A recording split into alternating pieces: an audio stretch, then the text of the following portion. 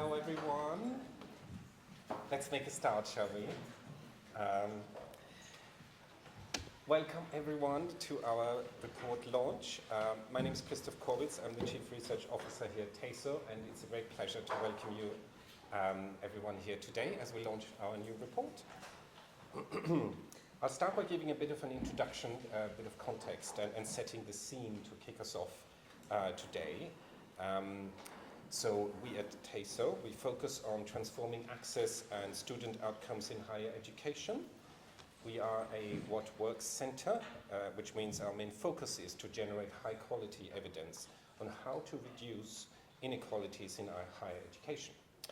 And we do that by conducting our own in-house research, evaluation and evidence synthesis projects, and we also commission external partners to undertake research and analysis on our behalf.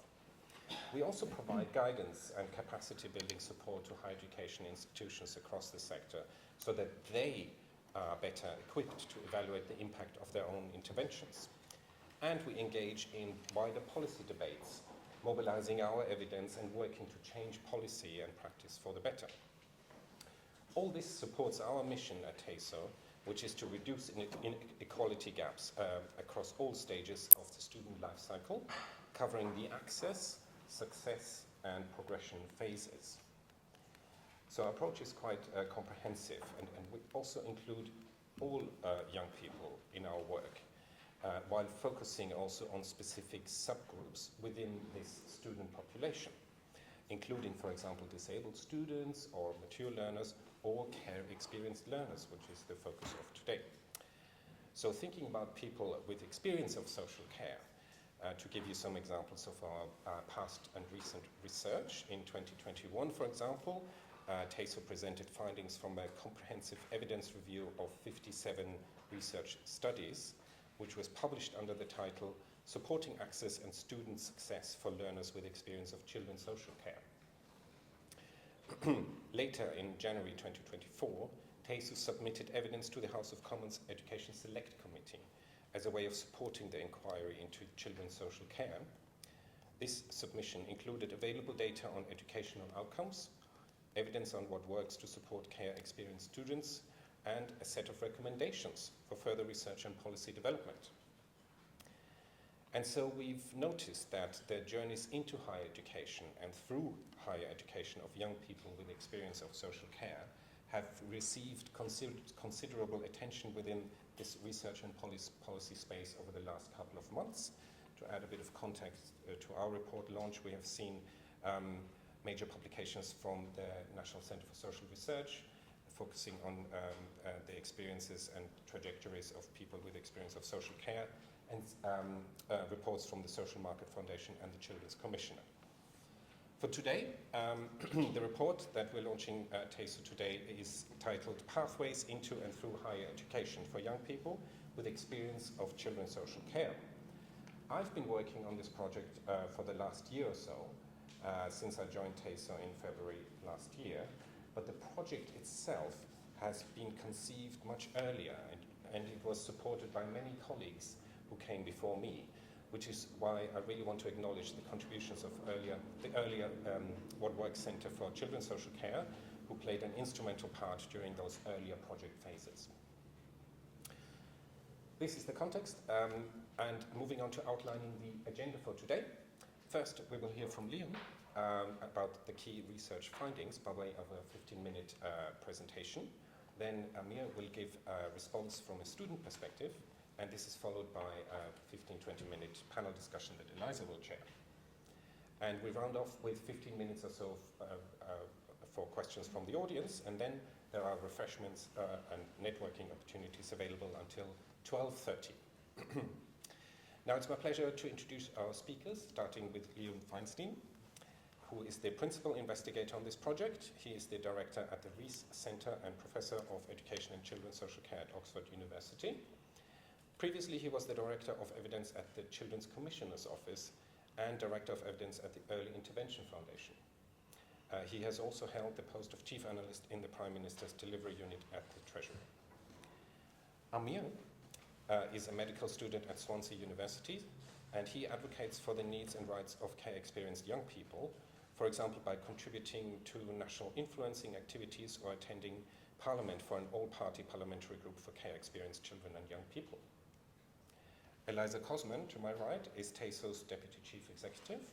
She has been with TASO since its establishment in 2019, when TASO was incubated as a collaboration between King's College London, Nottingham Trent University and the Behavioural Insights team, where Eliza had been leading on a number of evaluations of interventions that aim to reduce inequality in higher education. Matt Blow is the Policy and Public Affairs Manager at the Become charity, which is the national charity for children in care and young care leavers in England, where Matt leads on the design and delivery of the organization's policy and influencing strategies. And Fiona Ellison is the director of the Unite Foundation, which delivers a unique university accommodation scholarship for care leavers and estranged students across the UK. Fiona is also the chair of the Longley Foundation, a charitable foundation that supports social housing residents. She was previously Director of Partnerships and Operations for Step Up to Serve. And finally, before I hand over to Leon to talk us through the research findings, a bit of housekeeping. The restrooms are downstairs. The restrooms are downstairs, should you need them, and there's no fire drill scheduled for today, so if you hear an alarm, please make your way in a calm and organized manner down the stairs outside to the left where the assembly point is. And that's all for me today. I hand over to Leon. Thank you very much. Thank you. Thanks, Christoph. Thanks everyone for coming. Delighted to be here finally to share the results from this study.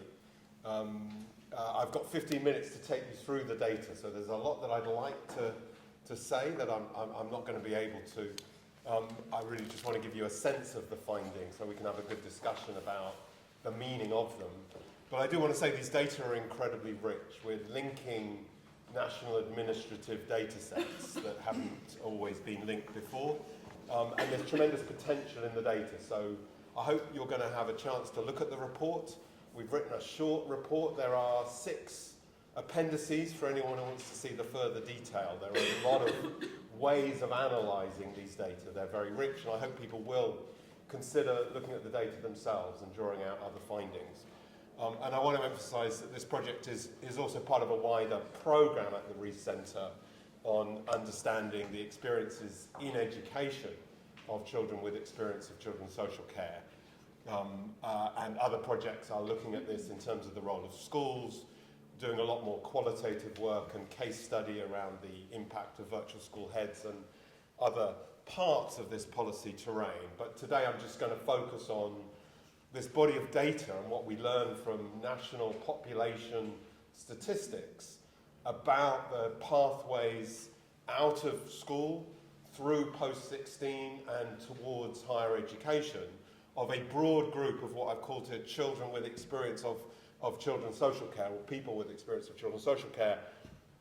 You might think it's a straightforward thing to define the groups of children who have experience of care, but there are a range of different phrases, and I'm trying to be careful in our phrasing and in our language, so I will explain that definition. So let me thank my co-authors.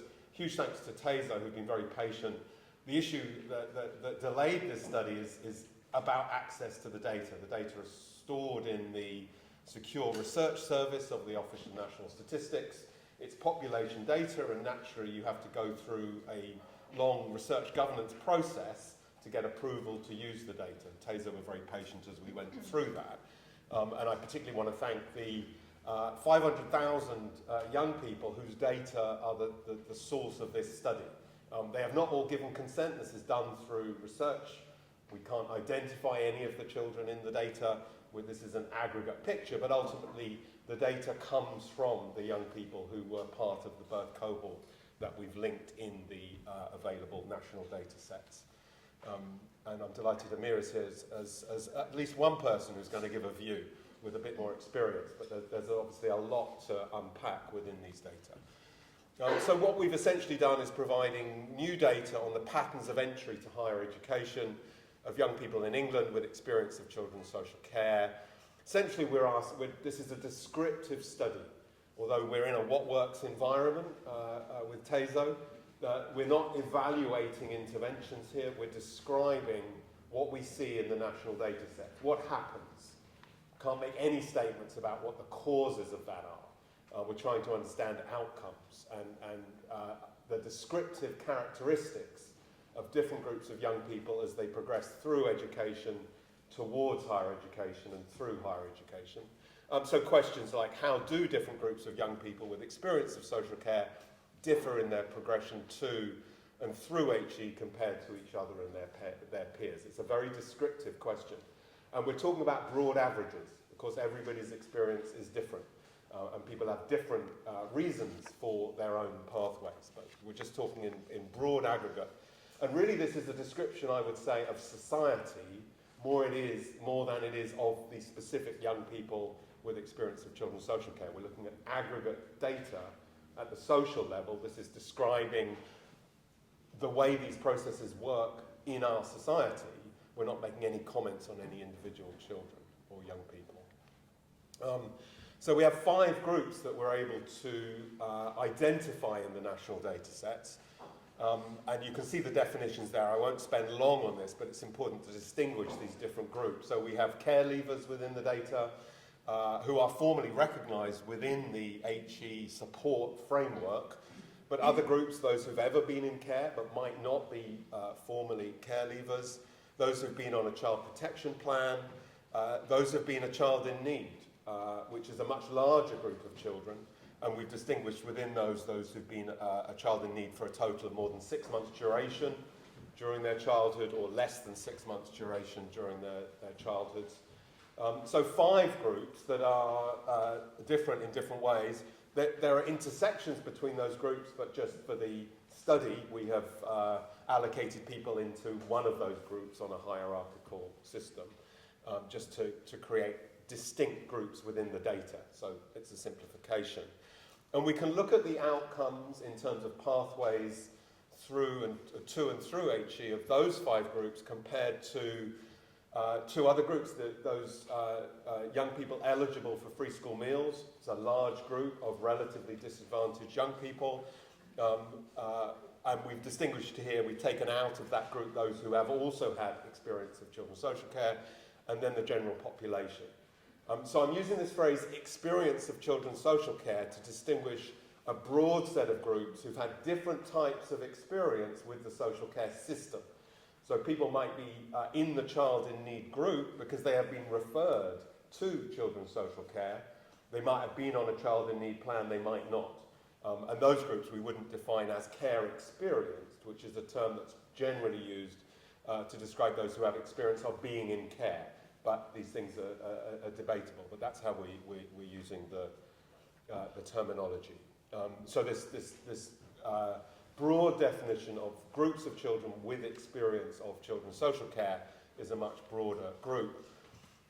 In the data we can distinguish a range of different outcomes related to higher education. So we're focusing mainly as a simplification on the business of entry to HE by age 22. It's an important feature of the data that we can only follow the young people through to age 22 because of time. And many people will enter HE after age 22, so that's a limitation. We look particularly at age 18, 19 entry.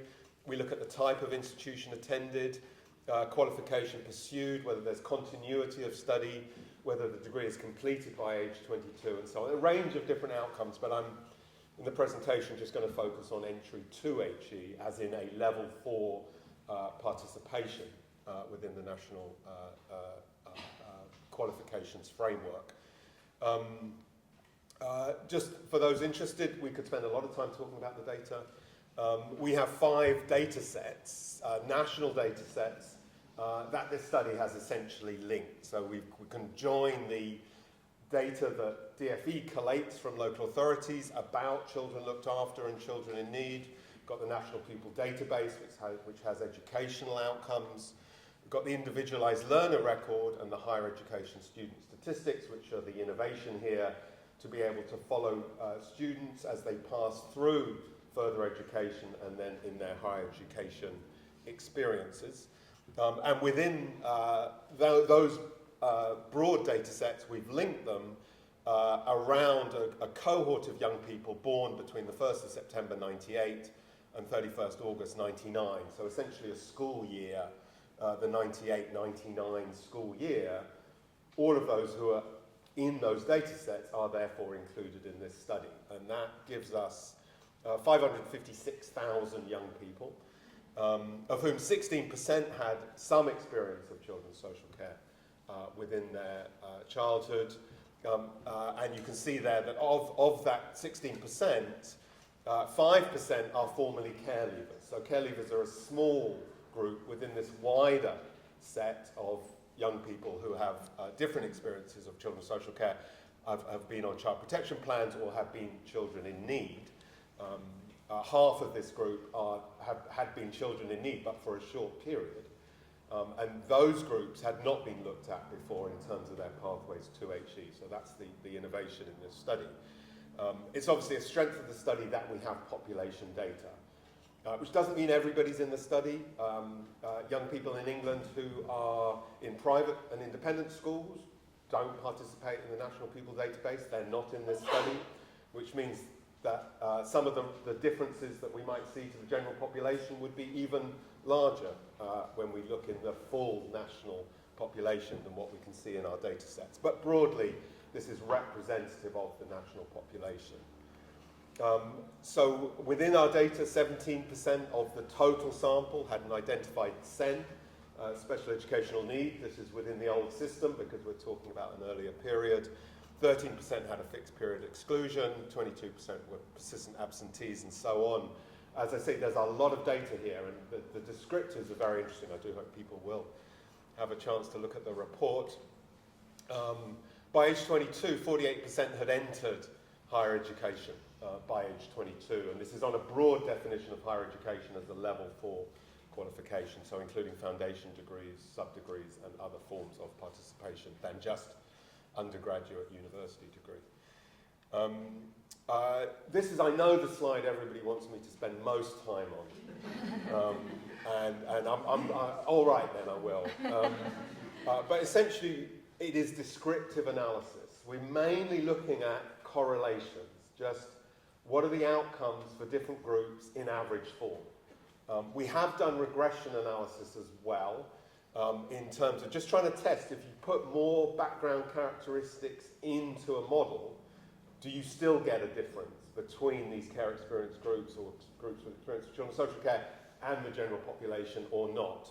That needs careful interpretation, but tells you a little bit more about the strength of the associations. We've also looked at, as much as we can at intersectionality within the data, because as I say, we're talking about very broad averages, and there's a lot of diversity within actual experience. And we've also looked at pathways through, I think is the critical point. So we're not just looking at what happens by age 22, but what are the pathways that young people go through on their journey for those that do go towards higher education. So we have these 5 waves of data, or 6 if you include Key Stage 2. So we're looking at qualifications achieved at the end of Key Stage 4, Wave 3, start of their post-16 education, which might be on an A-level route. This is for all children. They might be on a vocational route. They might be doing GCSEs. They might be doing an apprenticeship. All children aged 16 should be participating somewhere within the system of education, but are not. So there is also another category. Wave 4 then, what do they achieve at the exit from further education for those that go on to higher education? Wave 5 then being their higher education participation. Wave 6, what have they achieved by age 22 in the way of qualifications? So mapping those pathways for that birth cohort as they pass through the data. This is a headline finding, really. This graph is essentially just what I call the entry rates. So the proportion that enter higher education in the way I've defined it by age 22. The general population there is 56%. That is those in the population who are not in the other 6 groups. So that's going to be higher than the total, which is 48%, which is just the average across this whole cohort. You can see there care leavers and ever in care, 14%. That is 1/4 the probability that you see for the general population, those who don't have experience of children's social care. You can see the FSM rate. Free school meals has been the focus of the pupil premium, big focus around inequality, still a substantial gap in the rates of entry to higher education of children on free school meals, eligible for free school meals, compared to the average, to the total population. But children in need there, even those who've been in need for a short period of time, much lower rates, and then children in need who've been in need for a longer duration, much lower rates again. Children ever on a child protection plan, very similar to care leavers and those ever in care. So there's a big group of children here, young people, who are not receiving a lot of additional support and who are not finding their way towards higher education. But critically, they're very low rates for care leavers. And yeah, lots to discuss about why. I'm not going to focus on that now. I want to show you the regression analysis. This is a huge sample, which basically means everything is statistically significant.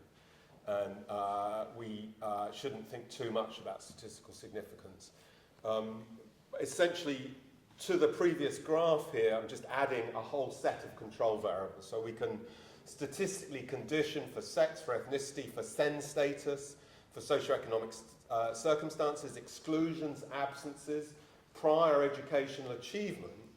And what you see here is, for each of those groups, we're adding more control variables to the model, and the difference compared to the general population goes down, but is still statistically significant, which is essentially saying if you take two children age 18 with very similar A-level results and similar school experiences and similar other characteristics, those who have had experience of children's social care are still less likely to progress to higher education than other children.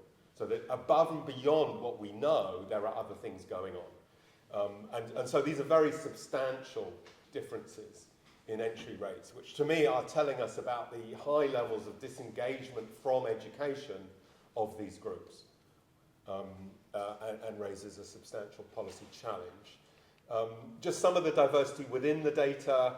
Many of the children in these groups were on special educational needs within this cohort. You can see for care leavers, 28% had a statement compared to 4% in the general in the total population.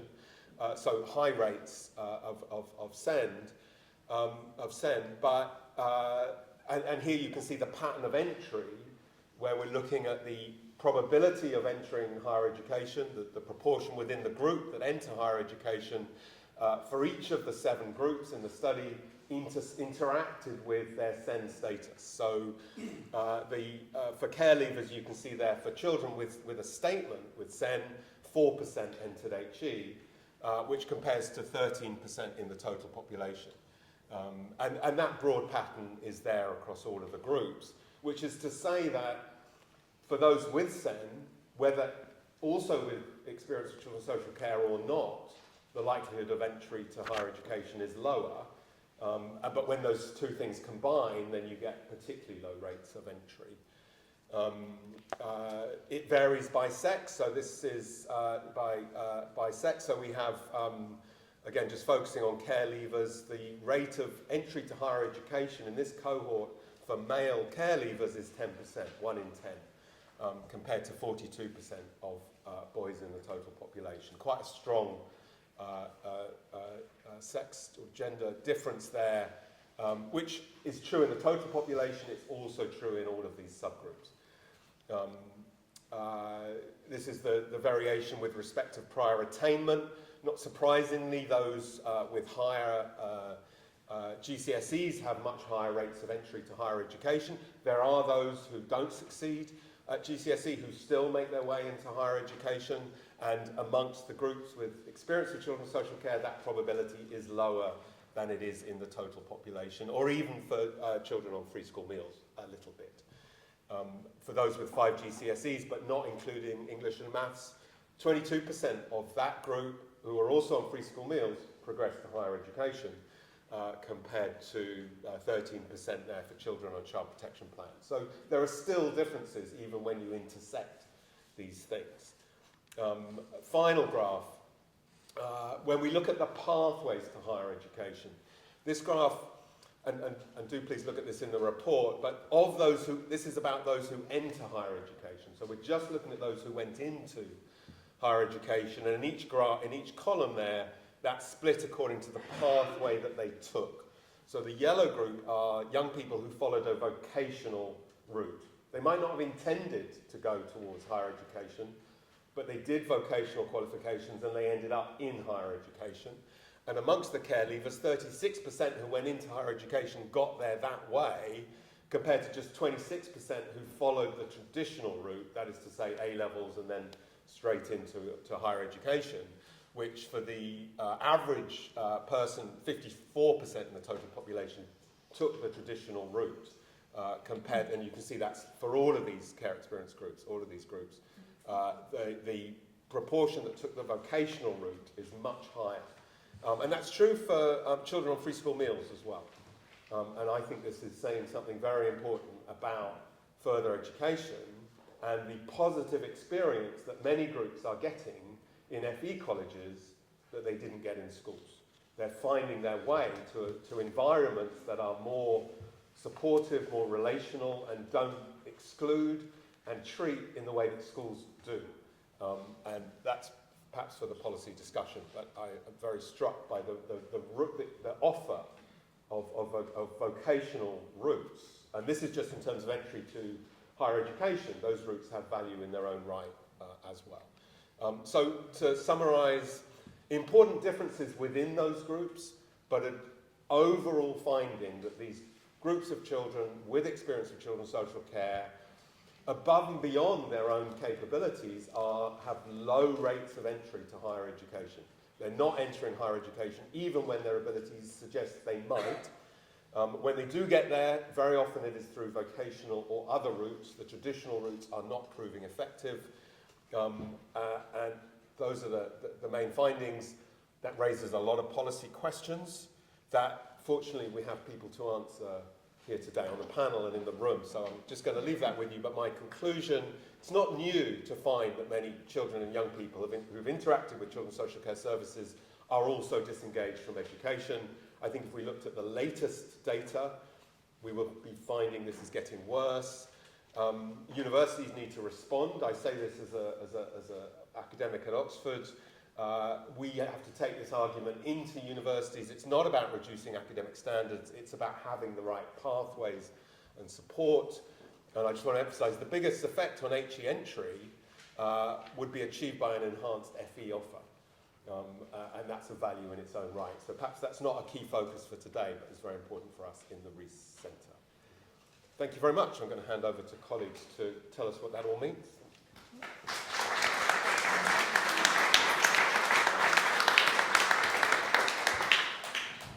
So, I'm here again. Just a quick background about myself. I entered care about age of 14. I had no stability, no certainty about my future, and also no clear path forward.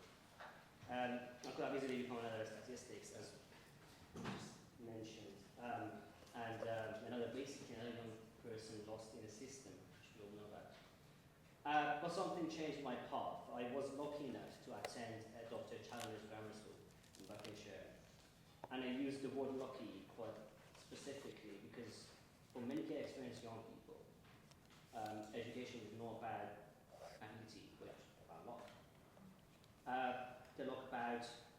The luck of being placed in a school that understands your needs, the luck of having a teacher or a mentor who believes in you, or the luck of accessing support that is always not necessarily guaranteed. Without Dr. Chalmers, university would not have been possible for me, or quite highly unlikely, to be honest.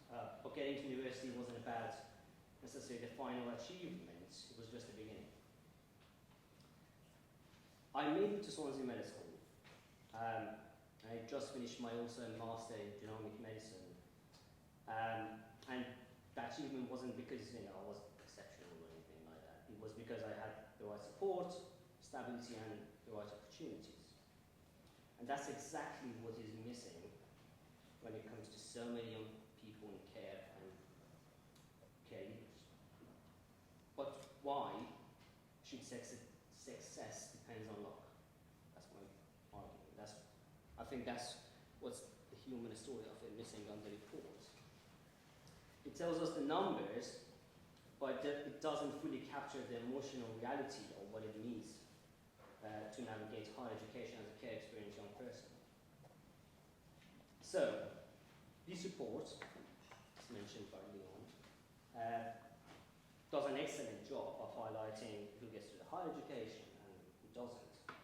But what doesn't fully capture is, firstly, the invisible struggles of care experienced students face once they arrive at university or any higher education institutions. We don't just start on even playing field. We carry the weight of instability, financial worries, and often complete lack of family support. Many of us don't have someone to call when things go wrong, and at university things go wrong. The role of mental health also, I thought, is a good point to mention in retention and success. We talk about dropout rates, but we rarely ask why students drop out. It's not just financial hardship, it's also isolation, trauma, and lack of emotional support. And the third thing that I wanted to mention in regard of what is missing in the report is the fact that traditional higher education structure exactly don't work for everybody. 1 in 3 care leavers, mentioned in the report, who go to university do so through a vocational route. But vocational qualification are still treated as a second class by many institutions, including also universities. We need more flexibility pathways that actually work for care experienced students, not just standard A-level university models. So, what needs to change? University must move beyond just widening access and focus on real long-term support. Getting experienced students through the door is not enough. We need universities to provide dedicated pastoral care, mental health support, and a year-round accommodation. No care experienced student should ever wonder, where am I going to live in the summer? Financial support must reflect the true cost of independence. Many care experienced young people have no financial safety nets, yet university funding models, they assume they do. More grants, emergency funding, and tailored financial aid are also quite essential. We need to recognize that care experienced students don't always follow traditional routes, as mentioned in the report. Admissions process should be more flexible in valuing vocational qualification, and also universities should offer more part-time study options, alternative routes, and lifelong learning opportunities. So, just simplify basically. I wouldn't be standing here, or sitting actually. I wrote this last night.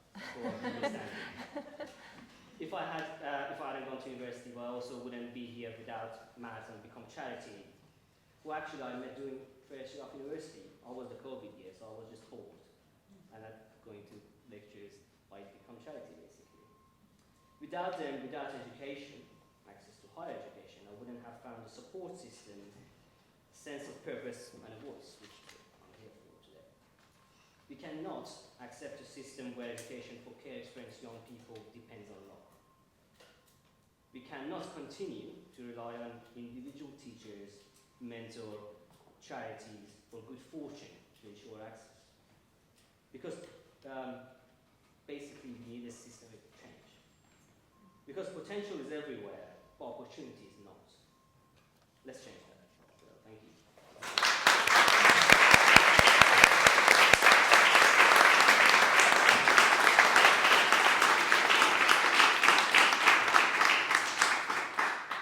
Thank you so much, Amir, for that powerful message, and to Leon for the overview of the research. There's so much here for us to get into. Just before we move to our panel discussion, we wanted to present the TASO recommendations, which are in the report that's printed and provided to you today, and that's going to underlie some of the panel discussion. So, there are a huge number of issues to get into on the back of this work. We've identified a few key recommendations which we think and hope will stimulate further discussion in the sector about what change needs to happen in the near future. Number one, we think that HE providers should provide support and progression for those with experience of children's social care, possibly via a student premium. This is via a recent SMF report, which suggested that there may be additional financial support provided to this particular student group to make sure that that money isn't lost in the system and has a direct impact on this important group of students. We also, as speakers have mentioned today, agree that providers should do more to accept students through vocational routes. And that's a really clear read from the data. You can't find students who aren't applying through vocational routes. You need to do more to help pick them up where they currently exist in the system. We also recommend that providers should develop and maintain strategies to recruit mature students. So we see that really clearly in the data, that a lot of people with experience of children's social care are coming to higher education much later in the day. And so this traditional model of an 18-year-old student floating around that you can pick up and kind of feed into your university setting in the standard way isn't going to apply. And we need to do more to marry up the mature student recruitment and support programmes to make sure that they effectively target and help students with experience of children's social care. We also think there's a lot more that can be done with local authorities and providers working together to meet the duty of care to support these students. This is a moral imperative on our country to support students who we have said that we will look after. And so we need to do more to work with the existing council support and the statutory duties and marry that up with the HE support that's already ongoing. And a really key part of that is accommodation. As Amir mentioned, we need appropriate accommodation in term time and in holiday time to make sure no one is lacking a place to live. Number 5, we, as we see in the data, know that there are lots of learners who are not care leavers, who have a much broader definition and a broader experience of the children's social care system, who still experience struggles. And there's a really clear read across in those graphs we looked at later. We shouldn't be focusing quite so narrowly on this group. Now, identifying that broader group is difficult. I know that from conversations with providers, but we think that work with virtual schools could help to do that, and we'd be really interested to hear from any of you who are involved in those kinds of efforts. Once people are in higher education, it's obviously really clear that we need more and better support for retention. It's not good enough to get people through the door. We need the right kind of support when on course to make sure they don't drop out and they achieve their potential, a really key word from Amir's presentation. But providers need to evaluate those interventions. That's not going to be a surprise for those of you who know TASO, but we think that when you do something, you need to test whether it works, because we want to make sure we're spending our limited resources in the most effective way possible. So let's make sure that when we set up new schemes or we evolve our existing schemes, we put in place really robust evaluation to make sure we're doing the best by our students. We also think there are some important messages to be learned from Scotland's corporate parenting approach. So the shared responsibility to support learners or care leavers across different public agencies. And we're keen to think about how that might apply in an English context and a really practical approach to applying that. So thinking about accommodation, financial support, with a view to overall well-being in the long term. And also a really important read of the data, and also from more qualitative work on this, is that this doesn't happen at the point of entry to higher education. Care experienced learners don't just pop up at the age of 18 or 22. This is the end of a really long journey, which could be filled with all kinds of trauma and challenges. And so we also need more upstream support to identify early interventions. So that's to improve attainment at school and address other practical, emotional needs much earlier in the journey. And whether and how higher education providers can be part of that is also an open question, I think. So those are our key recommendations, and I would love to move now to a panel discussion. I think we have about 15-20 minutes and a number of questions. I think I'm just going to move the lectern. Sorry if this is a bit noisy. One of the key messages that comes up around this work is collaboration between different agencies. I'm eager to know what you think are the biggest barriers to collaboration, who needs to collaborate, and how we can do better. Fiona, you're nodding, so I'll go to you first. Would you like to jump in? Hi everyone. As Christoph said, I'm Fiona Ellison. I'm the director of the Unite Foundation. So we are a charity that works with 38 higher education institutions to provide an accommodation scholarship. So I think that the recommendation and the focus around accommodation is really key. As Amir said, that stability and that ability to have a stable place to call your home is really important. It's something that we have done. The Unite Foundation has been around for 12, 13 years now. Working with charities, we have provided over 800 scholarships to date, but that is a drop in the ocean to the number of care experienced young people that are around. So we do that through a number of philanthropic funding pieces. We work primarily with Unite Students as our corporate donor, but recently we have been working with some other trusts and foundations to collaborate where we have been funding, they have been creating, and we've been working with universities. And that has been really powerful and has started, I think, for us to open some doors and shine some light for universities to go, hang on a minute, we could and should be doing this differently. And I think what came out of the report is those numbers haven't changed hugely over time. So what we are doing as institutions does not work. And whilst there are some really great practices, it is not changing the dial. So we have to get better at collaborating to work with local authorities who have a duty of care to provide out of term time accommodation to universities who really, if you look at the cost of and a kind of partnership together, isn't a lot compared to what you might be spending on a care leaver bursary or emergency financial hardship. So I think there are some real opportunities to think collaboratively, particularly given the financial crisis that universities are in at the moment. It is hard, so we have to do things differently. We have to work with partners. But there is something about stepping out from our kind of university bubble sometimes to really create something that feels really meaningful. So I think if you can take something away from today, thinking about what does your partnership with that local authority look like? How are you supporting those young people in your local authority through your virtual school heads? They know exactly who those young people are. They're not hard to find, but it's about creating that really smooth pathway for those young people, whether it's into your institution or into others, that I think could be really powerful. And do you have examples of that working well or working badly, conversely? Yes, so I think the partnerships that we have at the moment with universities work really well. There are definitely some local authorities, we think that there are about 20 who are already funding in term time accommodation. So that connection between, rather than trying to house somebody for a couple of months over the summer in probably what is not the greatest accommodation, actually funding a university to come together and say, hang on a minute, that young person doesn't want to have to traipse their stuff around the country in the summer break. They want to have somewhere stable. As Amir said, that ability to have something stable really works. So there are pockets of that stuff happening really well, but it is very much in the minority. And that is something that we've been talking with some of our institutions and partners about, is how can we do better to join that up? So there are little bits, but there's a lot more to happen. Amir, you're nodding. Does this kind of issue of different parties talking in different ways, the university, the local authority, what does it actually feel like to you as a student? Do you have visibility of that? Yeah, I mean, it's pretty much what you talked about. We need a proper data sharing framework between all the local authorities, the institutions, the higher education institutions. So, for example, I didn't know, I realized it pretty late, which if you're, you have these things like national offers. So each local authority offers you different things for education. And I think we need to have a standard as well, that's a different topic. But, for example, if you're from Buckinghamshire, they pay for all years of your accommodation in university, no matter how many years you're going to be there. If you're in London Borough of Headingley, for example, you get nothing.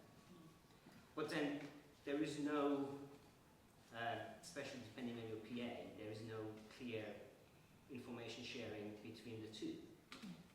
You've got to do a million paperwork between university and local authorities in order to get that going, if there is an opportunity like that. So yeah, a lot of paperwork, a lot of headache, a lot of proving people that, oh, these things actually exist. So. It's a high bar to meet to just continue with your studies. Matt, what's your view become about this issue of collaboration? Yeah, I completely agree with Fiona in a minute. So I've become aware of the National Charity for Children Care and Care Leavers, and we have a Propel into Education service. So that provides information and advice for care experienced students. We do workshops, but one of the other things that we do is we list all of the offers for care experienced students that every single university in the country provides. So for a potential students, if you're wanting to explore what offers are available, what courses are delivered, what bursaries are provided for care experienced students, you can just type in the institution on our website. So there are really good examples of best practice out there. I think one of the big barriers is people not being aware of what their rights and entitlements are and not being aware of what the support options are. Foundation scholarship, not all students are aware of that. It's a fantastic opportunity. So there is something about communicating those options in a really clear way across partners. So again, we show what universities provide. I know a lot of universities on their dedicated pages will link to the Propel website, but a big barrier is local authorities sometimes. So Amir's talked about the local offer for care leavers. Again, it would be really helpful if all local offers signposted to relevant forms of support in terms of further education. And then another big role is the role of personal advisors. So personal advisors are the professional that works with young people who are transitioning out of care to do their pathway planning about what they want to do in the next years, their accommodation, their education. Personal advisors have really high caseloads, they don't have a lot of time, so often that process doesn't work very well, young people don't get enough time with the PA. PAs don't also have standardised training in terms of expertise around further education, higher education, so sometimes the professional who is supporting a young person the most is unaware of what's available. So we definitely think at a national policy level that there needs to be more standardised training there. I've heard really good examples of universities dedicated leads, like having sessions with the young person and their PA, so there's kind of like a collaborative approach to knowing what's available and what support is going to be provided. So I think it's very much about communication as well. And then a national joined-up approach by the sound of it, so you don't have this postcode lottery, which essentially is what's happening. Leon, you mentioned earlier your work with virtual schools. I wondered if this is an issue also around collaboration, because we have a national network there, possibly under-resourced, but what's your view on the role of collaboration and how it can be overcome to make change at the national level? Yeah, it's interesting. The virtual school head role, which has been going, I don't know, 10, 15 years now, so every local authority having a senior figure who's responsible for the education of initially looked after children, but now also children in need. We are involved with the evaluation for DFE of that extension of duties. But a virtual school head role, it's a bit like in the old days troubled families, in the sense that you have a broken system, and then you put somebody in whose job is to try to join it all up around the child. And I mean, the education framework now is incredibly complicated in terms of the role of academies, the role of the local authority, and the powers of the virtual school head to address all of the challenges of what is actually going on in the school. So virtual school heads do a combination of operational work with individual children, particularly looked after children, and then have a wider strategic function of trying to transform the system. But essentially they are trying to patch together what is a broken system. So it's all about collaboration and supporting joined up conversations, but often for virtual school heads without the resources, without the authority, without the momentum. So it's hard, but they're doing an incredible job. So they don't have a big enough lever. What lever would you like to give them, if you could give them one? Open to anyone. Well, great question, thank you. I mean, the two big challenges are the nature of schooling. Right.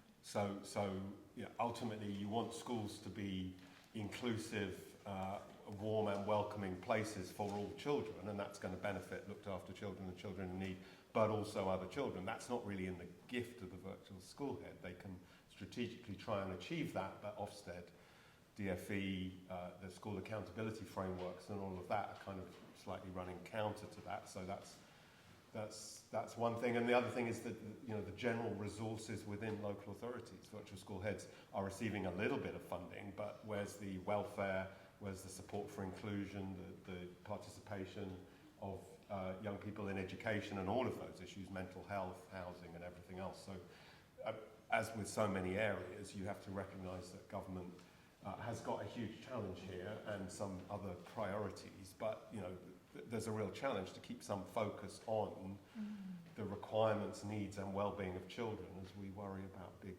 political, economics and wider things. So that's the challenge, I think.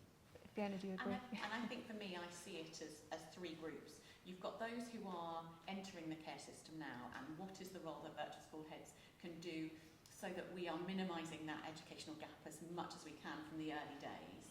There are those, and you're talking about that kind of post-16, who actually, their exam results might not be where we want to. So what is the role that we can create and provide around vocational pathways, around real support into higher education? There was a report that UCAS published a few years ago talking about the number of young people who went to university who had care experience, and that in there, over 60% said they had no bespoke support about going to university. So that, exactly as Matt and Amir were talking about, that role of personal advisors, what can you do? And then there's the group of students who get to university, and they are such a small minority. When they are at university, how do we help them to stay at university? Because actually there is something, you talked about, Eliza, morally wrong if we are selling a dream to all these young people, get to university, and then we are not doing enough to keep them there. That is not good enough. And so by thinking about those different groups, there are different solutions and activities that you have to do for each of those across the system. And yes, it is hard, and yes, there is not some of that money around, but there is definitely something, going back to what we were talking about that collaboration, about really thinking, and you talked about, Eliza, understanding the interventions that have real significance and statistical evidence about what works, because ultimately that is how you start to drive change, rather than going, well, we think this is nice, let's have a go, but how do we build in some robust measures to really understand what works? So, what should we be doing to aid retention? I'll move to Matt. I mean, once we've got these learners through the door in higher education, how do we look after them? How do we make sure they get a good degree and succeed after that? Yeah, I think a really good question. I think touched on it. I think from our experience, we've propelled the biggest dropout issues that we hear from care experiential people are often about finances or often about mental health and well-being. So I think that, again, tailoring approaches to adapt to those challenges. I think in terms of mental health and well-being, I think community is really important. So a lot of universities have a designated lead contact, making sure that they have regular check-ins, checking in on well-being, how things are going, making sure that there is a kind of peer community available for care experience students. So that's a care experience network, or there are student ambassadors, people that they can talk to, a really strong pastoral out there. But then even things like, if grades are slipping, the university asking what's going on in your life. There are often other factors for care experience students that are behind the scenes. They don't often have that same support network back at home. So it's being flexible and taking that approach. And then in terms of finances and housing, there's a lot more that can be done. I think housing is a really big issue. We've talked about out-of-term accommodation, which is positive that things have been improving in that area. But another really big challenge is around guarantor schemes. So often students are in halls in their first year, in the second year they may require a guarantor, and care experience students often it's much more challenging to be able to get a guarantor. So local authorities stepping up, universities stepping up, and collaboration across local authorities and universities is one really good example of how we could address that. Can I just, on the guarantor issue, if that has struck a chord, the UNAP Foundation have been doing a lot of work on guarantors recently. So we're halfway through a webinar series about how to implement a guarantor. So what does that look like for you as an institution? There's lots of stuff on the website, and we'll have a publication that will come out in the summer. But Matt is also right about community. We support something called All of Us, which is a community for care experienced and estranged students. Because for a lot of young people, and some of you working in universities will know this, you know who those young people are. Some will engage loads with you, and others you will hear nothing from. And it's a really hard balance to strike between those who you hear nothing from. Sometimes you just want to get on and live your life, and you don't want to have to keep coming back to being a care experienced young person. But at the same time, sometimes stuff does go wrong, and what we hear a lot from young people is, by just constantly dripping, we're here, do you know this is here, we're here, eventually when that need comes, they will come back, but you've got to just keep going and going and going, and it might feel like you're just going against a brick wall, but that is just really valuable. And that bit about creating that support network so it's there when they need it is really important. In the same way, if as a non-care experienced young person, I probably didn't speak to my parents for about 3 months when I was at uni, but then suddenly when I was like, oh, I don't know what to do, Mum, Dad, what do you do? It's exactly the same way. You are filling that role in the same way that you might not be needed for a few months, but you've still got to be there at the end of the phone when it's needed. And thinking about it in that context, I think sometimes it's just helpful to, it's it's hard when you feel like you want to do that engagement, but it's there. You are that safety net, as Emily talked about. There isn't, otherwise there just isn't that safety net there for those young, particularly young people. And Mir, does that chime with your experiences of your time at university, or do you feel like more could be done? There's always definitely more to be done. But, I mean, firstly, I would say what we need to do is normalise being care experience in terms of universities shouldn't necessarily look at it as a framework of deficit. This is something that we need to deal with rather than celebrate it, basically. Throughout my university, nobody did knowledge care anyway because they just didn't want to disclose that. Well, if it comes to extra funding, I would. Other than that, I wouldn't, to any people. So it's just because I didn't feel it's something that I need to talk about because of the stigma around it. So walk around with the stigma.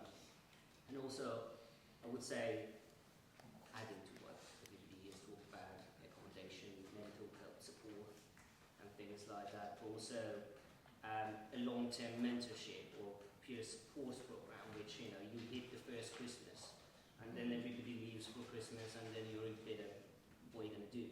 Or, thankfully, throughout my time in GCSEs and A-levels, I met a family which they took me in and they adopted me, and so I have that. But it's not like that for everybody. So somebody that can support those possible support that you talked about, I think that's quite crucial.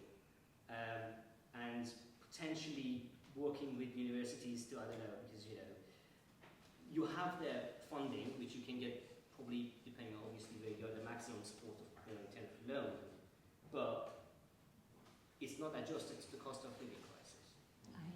And that makes you to, I don't know, get more than probably want a part-time job and miss some lectures, miss some deadlines. I don't know, universities won't like this, but potentially maybe creating something that could extend, people with extensions and things like that, or help support with those assignments. This could be quite hard to deal with. I feel like we've just scratched the surface, and we will move to taking some questions from the audience in a second, but I just want to pick up on a couple of points here. We launched a report last week on student mental health, which found that mental health concerns were the number one reason students were thinking about dropping out of their studies, which I think we've touched on here today, so I'd recommend everyone here take a look at that. Of course I would. And also some of our previous work talked about single points of contact being so important in the HE setting, and I think that's come up here as well. We've got about 15 minutes to take questions from the audience, and as I say, I feel like we've just scratched the surface, so I'm sure there's lots of you with questions to ask. I'd like to open the floor. Would anyone like to raise their hand if they have a question? Yes, this gentleman here. We don't have a microphone, so just speak loud. And if you could just say who you are and where you're from before your question. I'm Widening Access Officer at Brunel University. And you mentioned the financial crisis that a lot of universities go through. But we would be interested to see how support is going to pan out. One of the widening access programs are under a lot of pressure at the moment.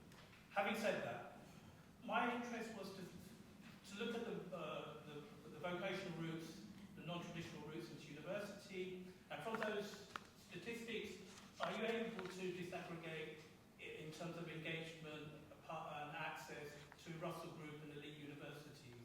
And because obviously, going to university, which university you go to really, really matters. Yeah, should we jump to you? Let me just say quickly, yes, we do. I mean, I focused on the overall rate as the headline, but the broad patterns are the same for every variable. So when you look at the proportion going to top tier universities, again, you see that same pattern. So lower rates at top tier. We use a range of different classifications, and so for all the variables, whether it's withdrawal or starting within age 18, 19, all the variables I showed, the patterns are broadly the same. There's a lot to do to unpack, though, to get to the level of different institutions. I wonder whether you might be able to look in the data at Brunel and understand, who's coming and who isn't at institutional level. I don't know whether widening participation officers would do that, but that would be very helpful.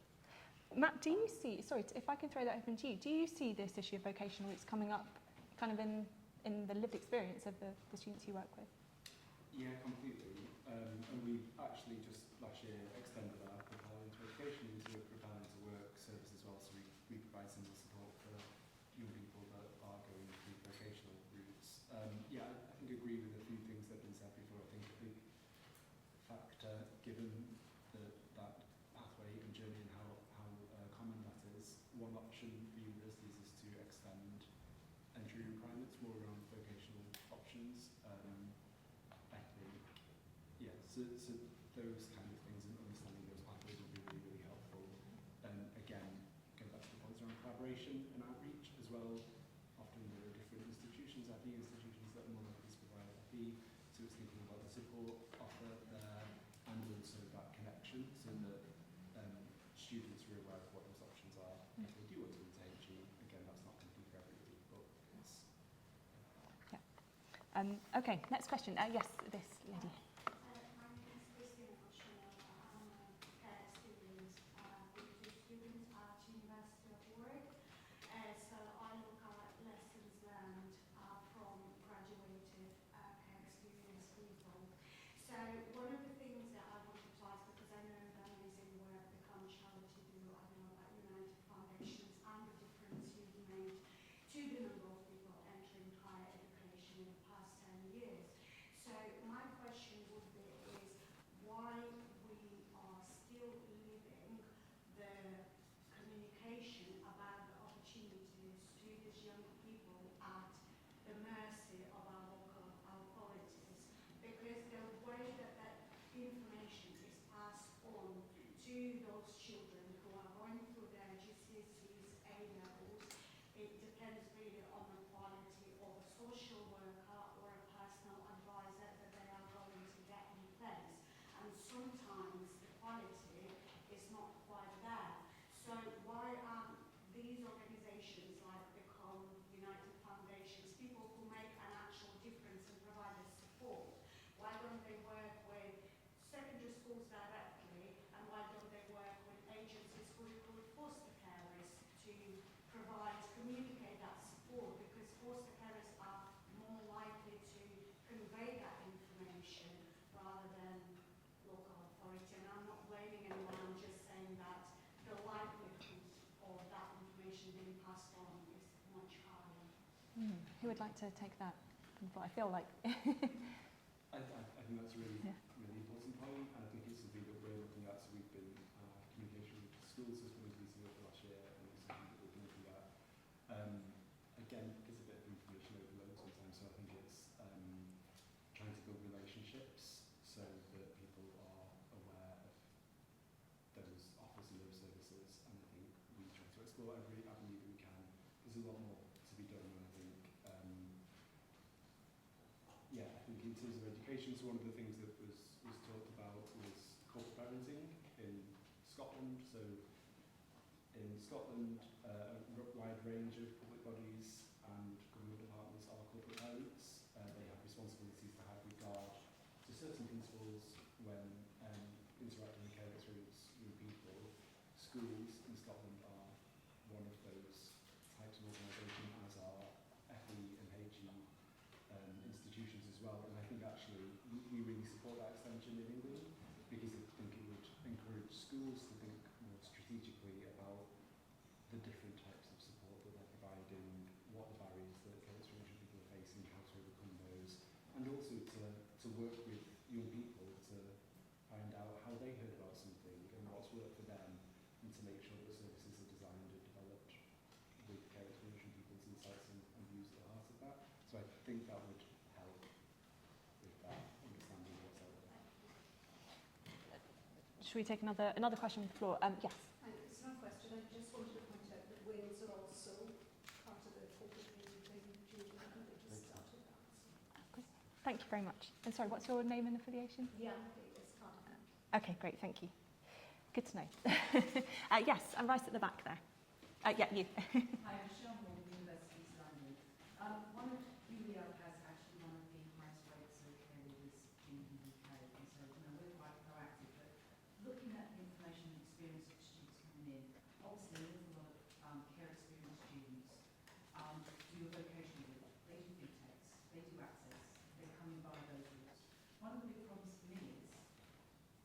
those qualifications which are absolutely brilliant are more applied, more vocational.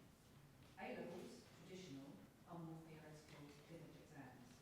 How can universities better bridge and ensure that their curriculums enable students who come through vocational routes, whether they're care experience or come from, have different other characteristics, how can we ensure that we effectively bridge the learning divide when we are focused on very traditional teaching and learning methods?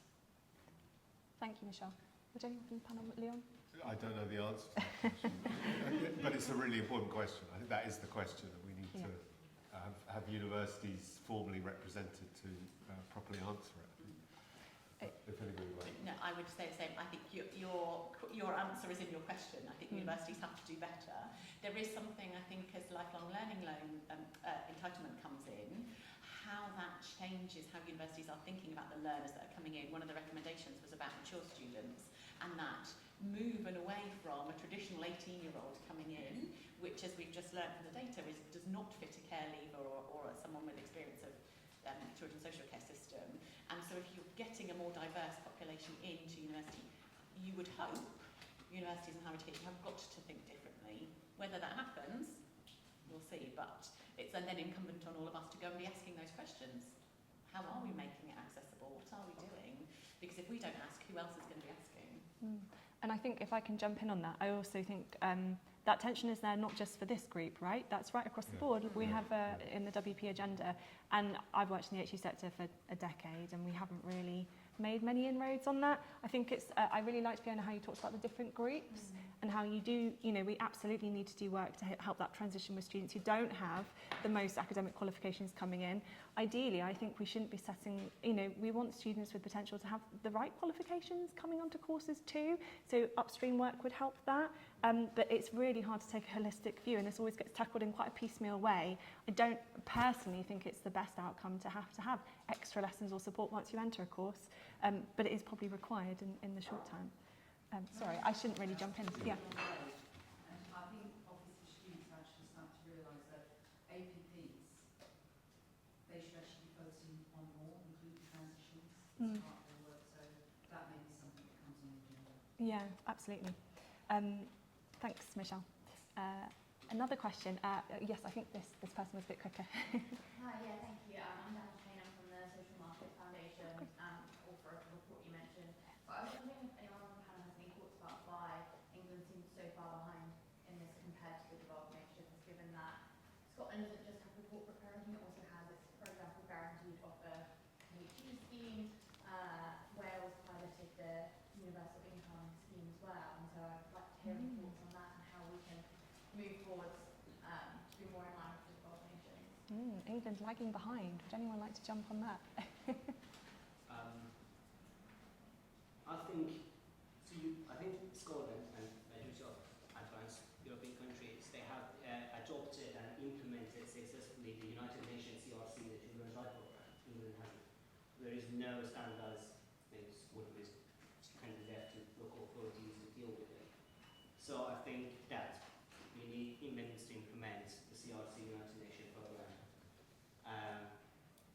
so we can have the same standards framework as Scotland. And I would say this, I was going to say something about size and that fundamental barrier. The population in Scotland and Wales is just that much smaller. And that doesn't excuse it, but I think there is something about trying to wrap your hands around it is that much harder. When we've been doing some work in Scotland, just that ability to get things moving, because it is one person, not 10 or 20 people you need to get in a room, makes things happen. And I think certainly some of the engagement, and Matt might well have certainly some of the engagement we're getting currently from government, Westminster government, is more positive than I think we've had in previous years. So there is getting there in momentum, but it's still much further behind than it really should be. Leon.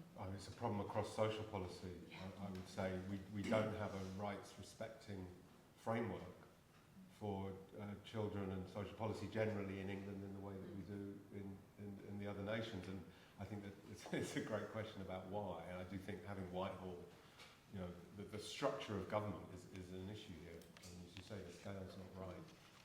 So it's a tough one. I think this audience member with the blue hair, yeah. Hi, I'm Rose. I'm from the Care Experience Movement. I'm Care Experience myself. I'm the co-CEO there. I just wanted to bring up a little bit about the fact of I'm within the age bracket of all this. I went to university, I gave up, and I'm back now as a mature student. I'm 25 now. Obviously, it's all well and good us sitting here and be like, right, this needs to change. Like, this is what these certain people have been through. But like, how often are universities here going back and being like, well, actually, this person was care experienced. They came to university in, let's say, 2017, 2018. What went wrong? How can we fix it? So I chose my university based explicitly on what was the care experience bursary. That was it. I chose it on the fact that I was going to get £2 grand. So I was like, oh, that's fantastic. And now I'm still £3 grand in debt for the one term that I stayed at my university. And I'm now 25, I have a 3-year-old daughter and I'm still paying that off. Like, I think that it's all well and good speaking to current care experience people that are going through the system. We need to be speaking to care experience people that are now post-25. And I'm really sorry I'm post that specifically at Become because you guys do have that cut-off period and it's not good enough. And I say that as a very intergenerational organisation. We have 19-year-olds, we have 15-year-olds, we have 35 adults, we have older than that, and it's really important that just because we turn 25, we know that our opinion and our experience isn't being used. And I'm sorry, that's not really a question, I just need to get that out there. I'm going to stop now, so just, I'm just blurring. Thank you so much.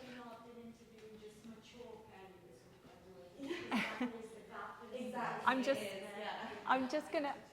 Matt, if you'd like a chance to respond, but very briefly, just to say, we're actually hopefully going to do some more work this year on how TASO helps higher education providers, but hopefully other bodies do participatory research and engage students. Maybe that's something we also need to think about, not just current students, but like what happens next. So thank you for that really timely reminder.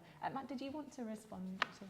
I think that's something that we're always thinking about, and that way. I think that's a really important point about university, higher education, because I think again there are offers that follow care leaver definitions that are up to 25. We've talked in this report about the fact that care experience students often start later, and there sometimes is a cliff edge in terms of like financial support and the offers at universities that will happen during the time that a student is at university. So I think that in this context is really important, thinking about the age, but yeah, I would definitely.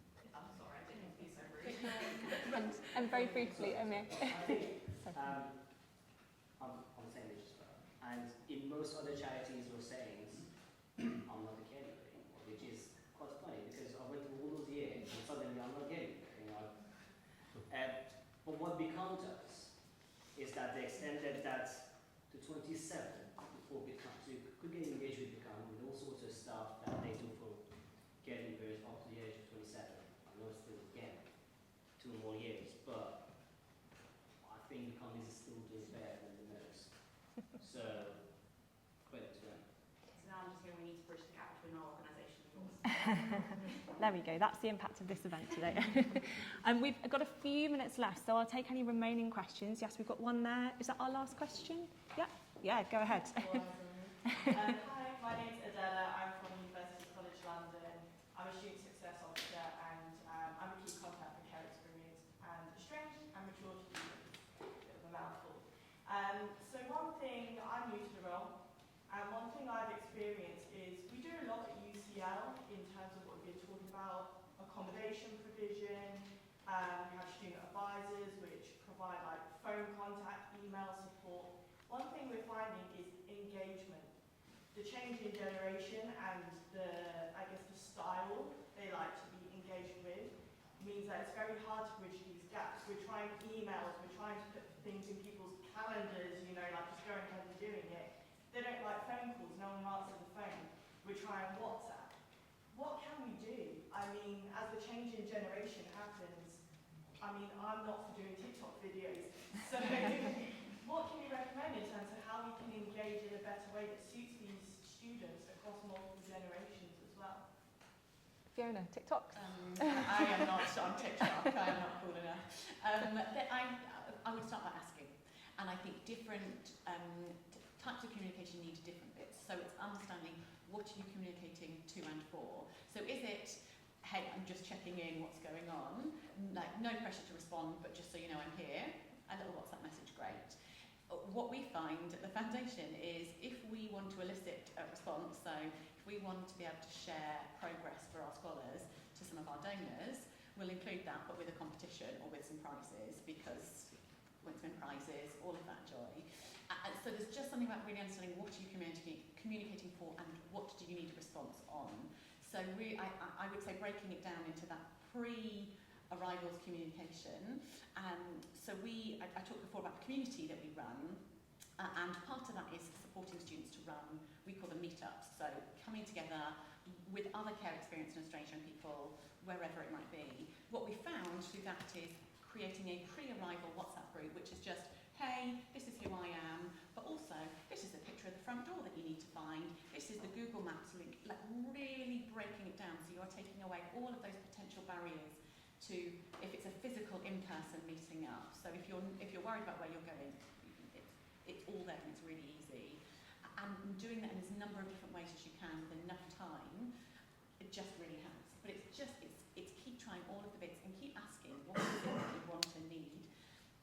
Things like, again, I'm at Google Up, Discord groups is something that our care experience people talk a lot about, having that kind of community and connection on a Discord group. Worth having a try. What does that look like? So I would just say just keep trying and keep asking. We've got good reviews on the WhatsApp from our students, so WhatsApp's the way forward, yeah. No, go ahead, Amy. This is our last comment. I got many emails and stuff as well, and the only reason I engaged because it was COVID year, I was bored. So I went to university. But I think having like a celebration day, which at the very beginning could get everybody in, and I went to university, we had a liaison officer, getting a liaison officer, and we knew each other, but never in person. I think it's good to have that in-person interaction formally early on. And also, I think free food. Thank you so much, Amir. I think we're going to have to wrap it up there. I'm getting signals from the back of the room. I feel like we could go on all morning, but it just falls to me to say a big thank you to Leon for his presentation today and his work over the last years on this really important piece of work. I'm so pleased to see it come to fruition because what gets measured matters, and this is something we should be looking at in more detail. So thank you for your efforts. And to Fiona, to Matt and to Amir for talking today. We really appreciate it. I hope all of you will stay for some refreshments, which I think are just outside. They're somewhere, they're here, they're there. And stay and talk to us about the report because all of you will have really valuable insights to help shape our ongoing work. So thank you so much. Let's give another hand to our panel.